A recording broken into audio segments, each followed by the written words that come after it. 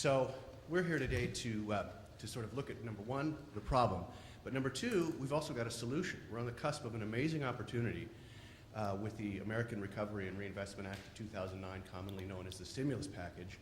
There's $7.2 billion for broadband deployment.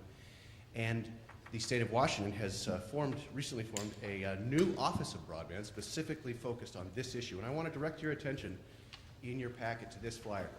This is sort of an overview of what their operation is, what their game plan is. They're just getting off the ground. And really, in addition to sort of, I encourage you to read it, learn about the organization, but really go to their website and get involved in the process, because you know the first step that they have to do is assess where the greatest need is and come up with ways to solve the problem for communities that are suffering the most. And they've asked for comment from communities around the state, and specifically for comment from the Hispanic community. And really, this is our opportunity to participate in the process. So it's very, very critical, and that's what the Internet Highway is doing. It's creating a divide between the haves and have-nots, just creating a divide between those who are ready and those who are not, because it won't wait for you. It's going to continue to grow, and those who are connected or associated with it are going to prosper. Or if you don't, you're going to be left behind. And we've talked about some of the stats with the Hispanics. If we don't start participating, we're going to be part of what I call a technology underclass. Well, you got to be concerned because, as I mentioned earlier, it really is affecting your everyday lives. Let's talk about how it affects you socially. Who's all heard about the swine flu? You know, I travel all over the country, and every town I go into, I watch the local news. And every time the local news is always talking about the swine flu and where you can get help and information about it. And they said, for more information, go to our website. So the information's out there. If you don't find that information, you're going to rely on rumors, and rumors can be dangerous. You better have an online presence and a great website if you want to get that customer base. If you don't online, you'll be left behind. Michael mentioned that nonprofits really need to change how they do business. And I couldn't agree more, and the mission does have to connect more to technology.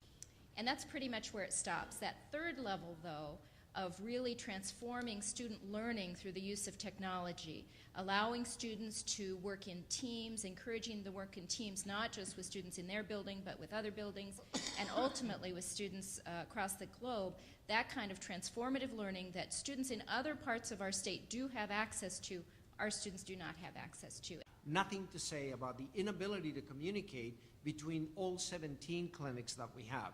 So technology is becoming a much critical and important aspect of our business.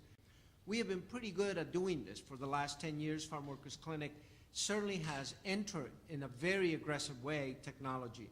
And we need to become more educated and integrated into what's happening in information technology. When you look at the Hispanic community in particular, and I talked about this the other day, and that has to do with what Mr. Barrera was saying in terms of how we need to catch up and not just simply follow but lead.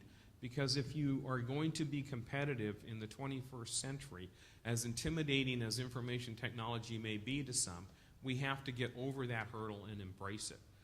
So, you know, the problem here is that Hispanics, unless they get on board, unless they have a high level of participation on the internet with broadband access, they're going to be left behind economically.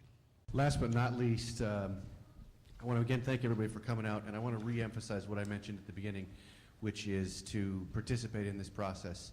As you have seen today, there is a lot to be gained, and the community is lagging behind, and we need to catch up, and this is our opportunity.